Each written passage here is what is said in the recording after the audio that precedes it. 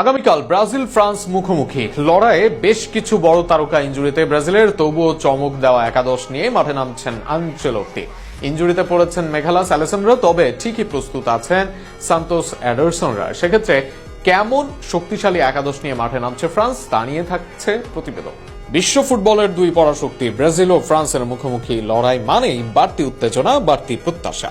আগামীকাল দিবাগত রাতে আবারও সেই মহারণে নামছে দুই দল। গত বিশ্বকাপের রানার আপ ফ্রান্সের বিপক্ষে কঠিন চ্যালেঞ্জে পড়তে যাচ্ছে ব্রাজিল। তাই ম্যাচটিকে সামনে রেখে নিজেদের সেরা একাদশ সাজাতেই মনোযোগী কোচ কার্লো আনচেলত্তি।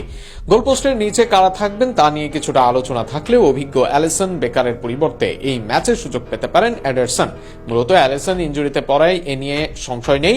রক্ষণ ভাগে ইনজুরির কারণে এডার মিলিতাও না থাকায় কিছুটা পরিবর্তন আসছে।